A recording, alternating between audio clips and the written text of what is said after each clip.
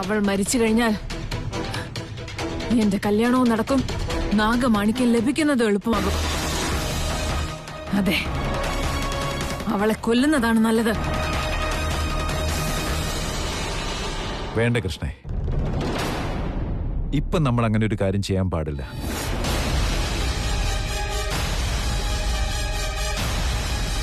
എന്താണ് ദിഗ്വിജയ? മകളോടില്ലാത്ത കരുണ മരുമകളെ അല്ലാത്തവളോട് എന്തിന്?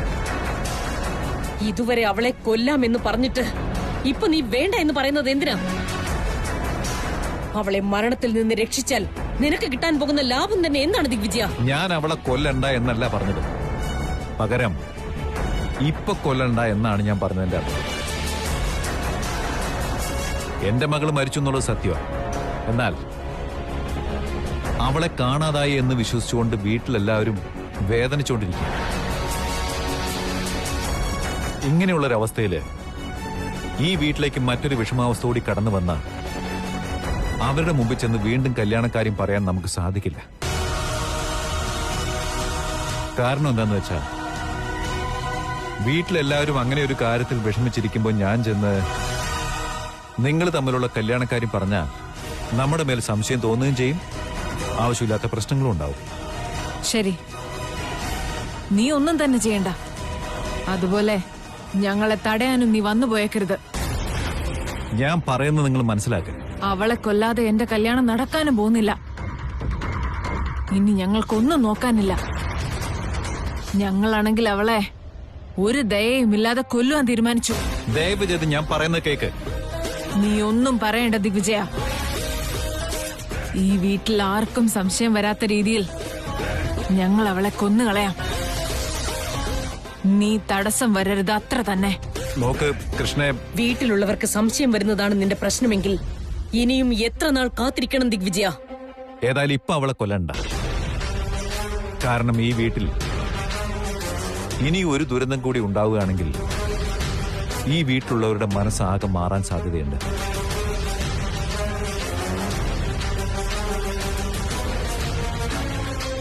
നീ പൊക്കോളൂ, അവളുടെ കാര്യം ഞങ്ങൾ നോക്കിക്കോളാം.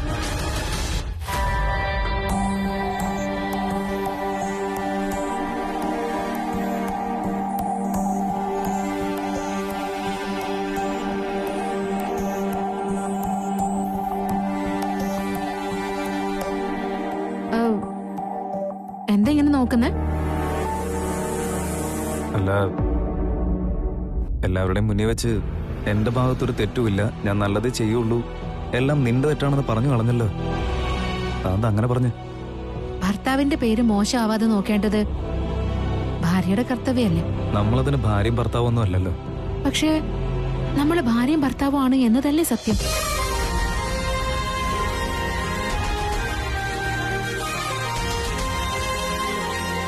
അതായത് വീട്ടുകാരുടെ മുന്നിൽ നമ്മൾ ഭാര്യയും ഭർത്താവും ആണ് എന്നാ ഉദ്ദേശിച്ചത്. ശൈല, ഞാൻ ചോദിക്കുന്ന അതല്ല. ഇതുവരെ ഞാൻ എന്ത് തെറ്റ് ചെയ്താലും ഇല്ല, എന്റെ ഭാഗത്ത് ഒരു തെറ്റുമില്ല, എന്റെ ഭാഗം ശരിയാണെന്ന് പറഞ്ഞ് എന്റെ കൂടെ സപ്പോർട്ട് നിൽക്കാറുള്ളത് ശിവാനി മാത്രമായിരുന്നു. ഇന്ന് എല്ലാവരുടെയും മുന്നിൽ വെച്ച് നീയും അതുപോലെ തന്നെ സംസാരിച്ച് എനിക്ക് എന്റെ ശിവാനി തന്നെ സംസാരിക്കുന്നത് തോന്നിപ്പോയി.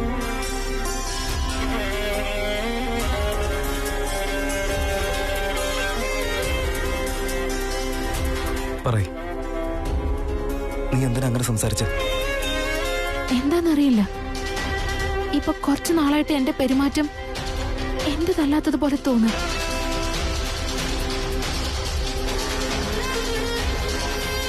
സംസാരിക്കേണ്ട ഒരു അവസരം വന്നു കഴിഞ്ഞാൽ മനസ്സിൽ ചിന്തിക്കുന്ന കാര്യം ഒന്ന്, പക്ഷെ പുറത്തേക്ക് വരുന്ന കാര്യം വേറൊന്നായിരിക്കും. ആ വാക്കുകള് എല്ലാവർക്കും ഇഷ്ടാവുകയും ചെയ്യും. എന്താ ഇങ്ങനെയൊക്കെ സംഭവിക്കുന്നതെന്ന് ചോദിച്ചാൽ എനിക്ക് അറിയില്ല. നിന്നെ കുറിച്ച് എനിക്ക് ഒരു നല്ല അഭിപ്രായം പോലും ഇല്ല, എന്നിട്ട് ഞാൻ നിന്നെ കുറിച്ച് നല്ലത് മാത്രം പറയുന്നു. നിന്നെ കുറിച്ച് എന്റെ മനസ്സിലുള്ളത് വേറെയാണ്, പക്ഷെ ഞാനത് സംസാരിച്ചു വരുമ്പോഴേക്കും വേറെ ആവും. എന്തുകൊണ്ടാ ഇങ്ങനെയൊക്കെ?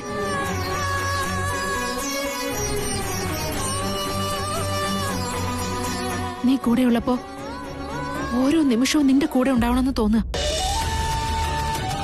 എന്തുകൊണ്ട് എനിക്ക് ഇങ്ങനെയൊക്കെ തോന്നുന്നേ?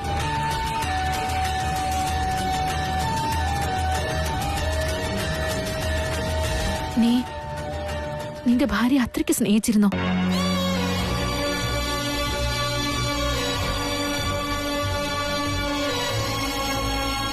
അത് വെറൊരു പ്രണയമല്ല. ഞങ്ങളുടെ ബന്ധം പ്രണയത്തെക്കാളും മുകളിലുള്ളത്. നീ എല്ലാവരുടെ മുന്നിൽ ഇതുപോലെ സംസാരിച്ചുകൊണ്ടിരിക്കുകയായിരുന്നു. എനിക്കും ശിവാനിക്കും മാത്രം അറിയാൻ ചില കാര്യങ്ങൾ നീ അതിനിടയിൽ സംസാരിക്കുന്നുണ്ടായിരുന്നു. അതെങ്ങനെ സംഭവിച്ചേ? അയ്യോ, അതാണ് എനിക്ക് മനസ്സിലാവാത്തത്. നമുക്കിടയിൽ ഒന്നും തന്നെ ഇല്ല, പക്ഷെ എന്തോ ഉള്ളതായിട്ടാണ് എനിക്ക് തോന്നുന്നത്. എന്താ ഇങ്ങനെ? ഇപ്പൊ തന്നെ നോക്ക്, ഞാൻ വന്നപ്പോ മുതല് ഞാൻ നിന്നോട് എത്ര സ്നേഹത്തോടെ സംസാരിക്കുന്നേ. ശിവാനി നിന്നോട് ഇങ്ങനെ തന്നെയാണോ സംസാരിക്കാറ്?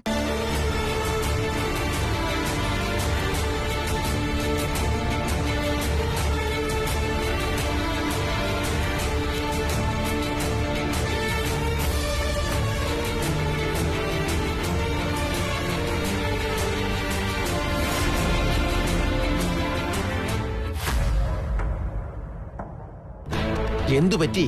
എന്താ പറ്റിയത് നിനക്ക്? എന്താ വിചിത്രമായിട്ട് ഇങ്ങനെ പെരുമാറുന്നേ? ഞാനെന്ത് ചെയ്തു? എനിക്കൊരു കുഴപ്പമില്ല. നിനക്ക് അങ്ങനെ തോന്നുന്നായിരിക്കും, പക്ഷെ ഞങ്ങൾക്ക് അങ്ങനെ തോന്നുന്നില്ല. നമ്മൾ എന്തിനാണ് ഇങ്ങോട്ട് വന്നതെന്നറിയോ? നാടകം കളിക്കാനല്ലേ. എന്നിട്ട് നീ എന്താ ഇപ്പൊ കാണിക്കുന്നത്?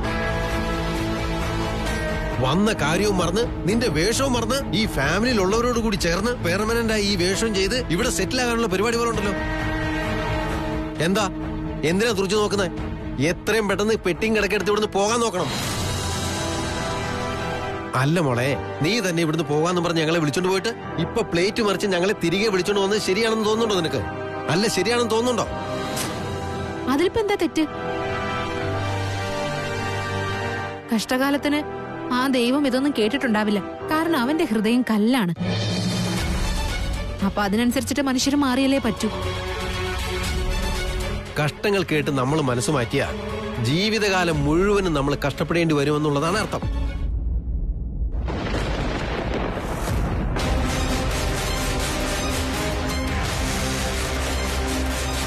ഇപ്പോഴും ഇവിടെ തന്നെയാണോ? എന്താ ഇത്? ഞാനെന്താ ഇപ്പോഴും ഇവിടെ നിൽക്കുന്നത്? എന്താ ഇവിടെ സംഭവിക്കുന്നത്? അല്ല, ഞാനെന്തിനാ ഇവന്റെ കൂടെ തിരിച്ചു വന്നത്? ഈ സീറോ എന്ന് വെച്ചാലേ എനിക്കിഷ്ടമല്ല. വെറുതെ ശല്യം. ഇവന്റെ കൂടെ ഞാൻ എന്തിനാ വന്നത്? എന്താണ് എന്താ ഇവിടെ സംഭവിക്കുന്നത്? എന്താ സംഭവിക്കുന്നതെന്ന് എനിക്ക് മനസ്സിലാവുന്നില്ല. പക്ഷെ എന്താണോ സംഭവിക്കേണ്ടത് അത് തന്നെയാണ് സംഭവിക്കുന്നതെന്ന് മനസ്സ് പറയുന്നത്. ഉണ്ടായിരുന്നു, എനിക്ക് ഡൗട്ട് ഉണ്ടായിരുന്നു. ഇപ്പൊ എനിക്കത് കൺഫേം ആയി. അവള് കഴിച്ച ആഹാരത്തിൽ എന്തോ ചേർത്ത് അവളുടെ മനസ്സ് മാറ്റിയെടുത്തതാ നീ. ഓരോരോ സമയത്ത് ഓരോ രീതിയിലാണ് പെരുമാറുന്നത്. ഞങ്ങൾ ഇവിടുന്ന് പോവാണെന്ന് പറഞ്ഞാൽ പോയിരിക്കും. വടി വടി പോവാ, നടക്കടി. അല്ല, അവരെന്തിനാ ഇങ്ങനെ ദേഷ്യപ്പെട്ടു പോകുന്നേ? പിന്നെ അല്ലാതെ നിന്റെ മുഖവും നിന്റെ സംസാരമൊക്കെ കേട്ട് കഴിഞ്ഞാലേ ആർക്കായാലും ടെൻഷൻ ആവില്ലേ?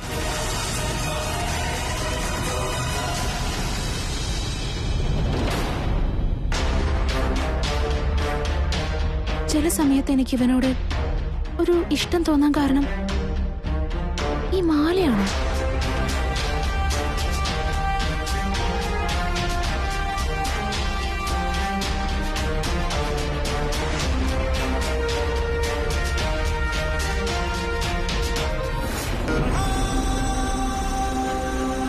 തൃശൂൽ, അവരെന്ത് വേണമെങ്കിലും പറഞ്ഞോട്ടെ, എന്റെ തീരുമാനം മാറാൻ പോകുന്നില്ല.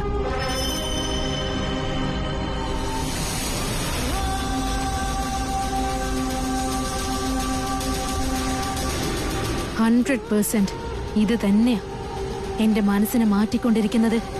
ഇത് മാത്രം എന്താ ഇങ്ങനെ?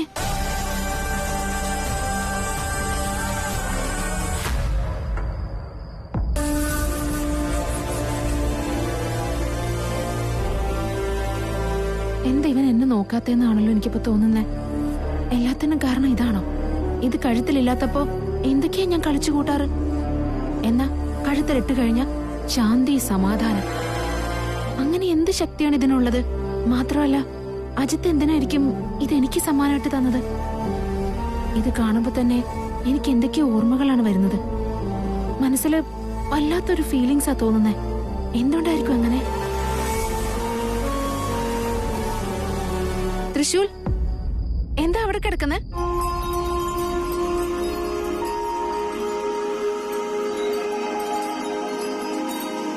തൃശൂൽ തൃശൂൽ എന്താ ഇവിടെ കിടക്കുന്നേ? വാ അവിടെ ഒന്ന് കിടക്ക്. ഞാനോ? ആ നിന്നോട് തന്നെ പറഞ്ഞത്.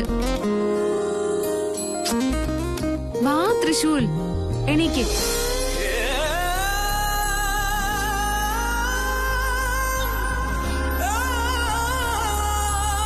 കിടന്നു, കിടന്നോളൂ.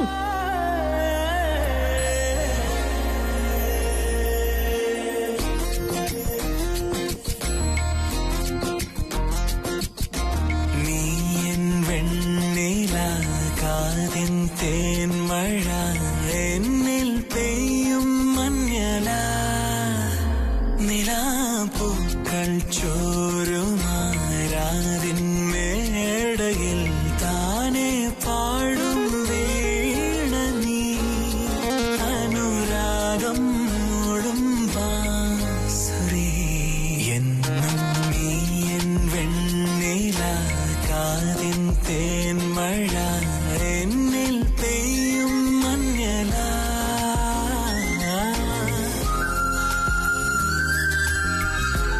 എടി പങ്കു, എനിക്കാകെ പേടിയാകുന്നു. ഏത് സമയത്ത് എന്താ സംഭവിക്കാന്ന് പറയാൻ പറ്റില്ല. നാടകം ചെയ്യുന്ന നമ്മൾ 2-3 ക്യാരക്ടർ ചെയ്യില്ലായിരുന്നോ? ഇപ്പൊ ഷൈലു അതാണ് ചെയ്യുന്നത്. ഇപ്പൊ ഉള്ളത് പോലല്ല പിന്നീട് ചെയ്യുന്നത്. ഇപ്പൊ പറയുന്നത് പോലല്ല പിന്നീട് കാണുമ്പോ പറയുന്നത്. അതെ, ഇനി ഇവിടെ നിന്നാല് ഓരോ പ്രശ്നങ്ങൾ ഉണ്ടായിക്കൊണ്ടേയിരിക്കും. നമുക്ക് ഇവിടെ നിന്ന് എങ്ങനെയെങ്കിലും രക്ഷപ്പെടാൻ നോക്കാം. വാ, എഴുന്നേക്ക്, വാ. അവള് ചിലപ്പോ ഉറങ്ങിക്കാണും. പോയി അവളെ എങ്ങനെങ്കിലും കൺവിൻസ് ചെയ്ത് ഇവിടുന്ന് രക്ഷപ്പെടാം. വാ.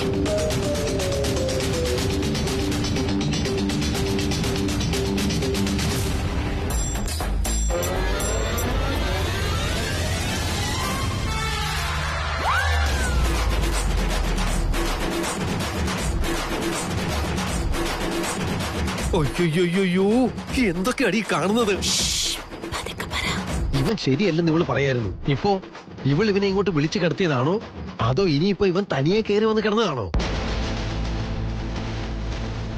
ഒരു കാര്യം എനിക്ക് ഉറപ്പുണ്ട്. 10,000 നെല്ലുണ്ടെന്നുണ്ടെങ്കിൽ എന്തൊക്കെ സംഭവിച്ചാലും ആ നെല്ല് തിന്നാനായിട്ട് എലി പത്തനംതിട്ട എന്നാണേലും വന്നിരിക്കും. സംഭവിച്ചതൊക്കെ സംഭവിച്ചു. മുള്ളിനും ഇലയ്ക്ക് ഒന്നും സംഭവിക്കാത്തതുപോലെ കാര്യങ്ങൾ നോക്കണം. ഇല്ലെങ്കിലേ ഇത് നമുക്ക് തന്നെ പണിയായി നമ്മൾ നമ്മളെ തന്നെ കൊല്ലാൻ നോക്കുന്ന പോലെ ആവുന്നേ. ഓ, ഇവിടെ അങ്ങനെ വിട്ടാ പറ്റില്ല. നമുക്ക് വിളിച്ചുണർത്താം. വാ ഷൈലു, ഷൈലു. എന്താ അമ്മാവാ? ഒന്ന് എണീക്ക് ഷൈലു. ഒന്ന് പോ അമ്മാവാ, എനിക്ക് ഉറങ്ങണം. ഷൈലു, നീ എന്താ ഇവിടെ കാണിക്കുന്നേ? ഉറങ്ങിക്കൊണ്ടിരിക്കുന്ന ആളെ വിളിച്ച് എണീപ്പിച്ച് എന്താ ചെയ്യുന്നതെന്ന് ചോദിച്ചാ? അയ്യോ, ഓ, അടുത്താര കിടക്കുന്നത് നോക്ക്. ആര് കിടക്കാനാ?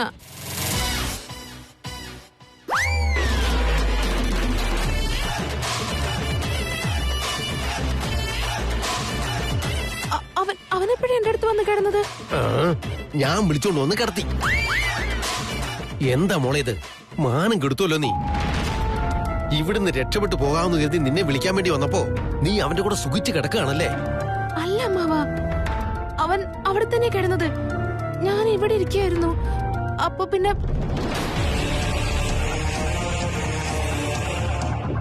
എന്തൊക്കെയാണ് നീ കാണിക്കുന്നത്?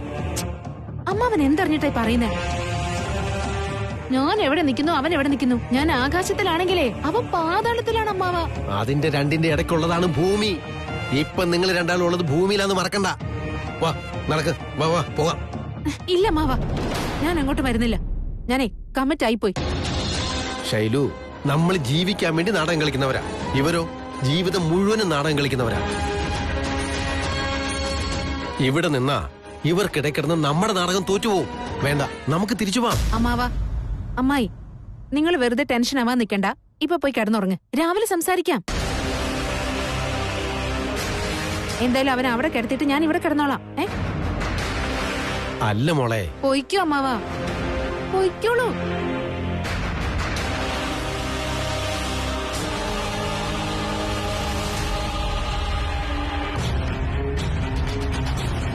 അല്ല, ഇവനെപ്പോഴും ഇവിടെ വന്ന് കിടന്നുറങ്ങിയത്? കാണിച്ചു തരാം നിനക്ക്. ഐ 0. നീ എന്തിനാ ഇവിടെ വന്ന് കിടന്നത്? അവിടെയല്ലേ നീ കിടക്കാറ്? എണീക്കാനല്ലേ പറഞ്ഞത്? ഓ അല്ല നീയല്ലേ? മിണ്ടാതെ പോയി അവിടെ കിടന്നു.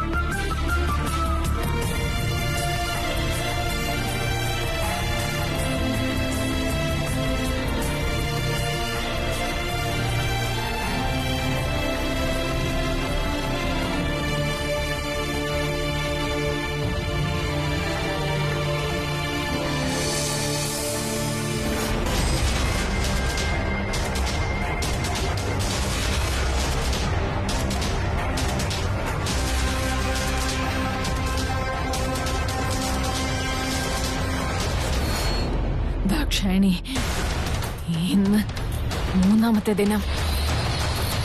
രക്തം, മജ്ജ, മാംസം എനിക്ക് വേണ്ടുന്ന ദിവസം. ഈ പാതിരാത്രിയിൽ എവിടെ പോയി കണ്ടുപിടിക്കാനാ? അല്ലെങ്കിൽ വാ എസ്റ്റേറ്റിലേക്ക് പോകാം. അവിടെ ഏതെങ്കിലും ജോലിക്കാരന്റെ പെൺമക്കൾ ഉണ്ടാകും.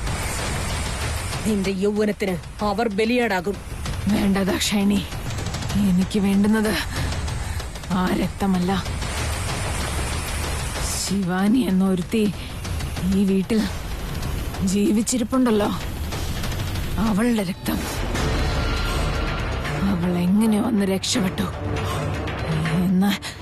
എന്നാലിപ്പോ അതിനവസരം കൊടുക്കരുത്, ഒരിക്കലും കൊടുക്കരുത്.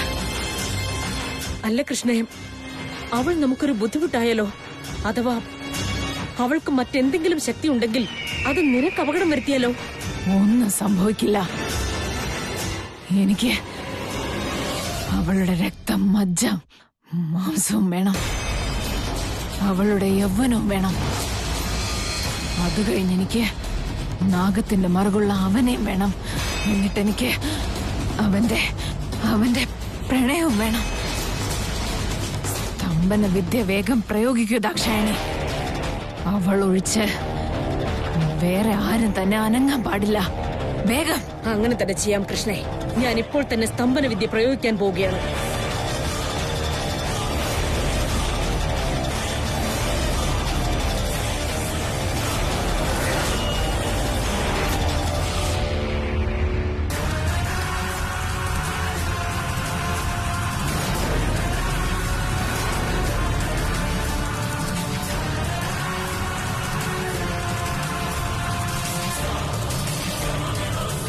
ശതവർഷങ്ങളായി 3 ദിവസത്തിലൊരിക്കൽ സംഭവിക്കുന്ന കാര്യമാണ്. എന്നാൽ ഇത്രത്തോളം സന്തോഷം എനിക്ക് ഇതുവരെ തോന്നിയിട്ടില്ല. എല്ലാ തവണയും നവതരുണിയുടെ രക്തം സ്വീകരിച്ച് ഞാൻ യൗവനയുക്തയായി മാറിയിട്ടുണ്ട്. എന്നാൽ ഇതാദ്യമായിട്ടാണ് രക്തം കുടിക്കുന്നതിനാൽ യൗവനം മാത്രമല്ല എനിക്ക് ലഭിക്കാൻ പോകുന്നത്, മറിച്ച് എന്റെ ജീവിതത്തിന്റെ ശാപവും തീരാൻ പോകുകയാണ്. ഈ സന്തോഷം എനിക്ക് പറഞ്ഞറിയിക്കാൻ വയ്യ. നിങ്ങൾ മരിച്ചാൽ മാത്രമേ നാഗത്തിന്റെ മറുകുള്ള തൃശൂലിനെ എനിക്ക് കല്യാണം കഴിക്കാൻ സാധിക്കുകയുള്ളൂ. എന്റെ ശാപത്തിൽ നിന്ന് മോചനവും ലഭിക്കുകയുള്ളൂ. എനിക്ക് ചിരഞ്ജീവിയാകണം.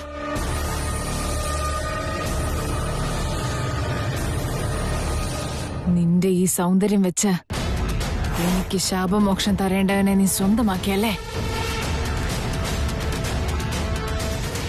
ഈ നിമിഷം മുതൽ നിന്റെ അന്ത്യം അടുത്തിരിക്കുകയാണ്. എന്റെ രക്തദാഹം എനിക്ക് മാറ്റിയേ മതിയാകൂ. ഇല്ലെങ്കിൽ എന്റെ യൗവനം നശിച്ച് ശരീരമെല്ലാം ചുക്കിച്ചുളിഞ്ഞ് ഞാൻ ഒരു വൃദ്ധയായി മാറും.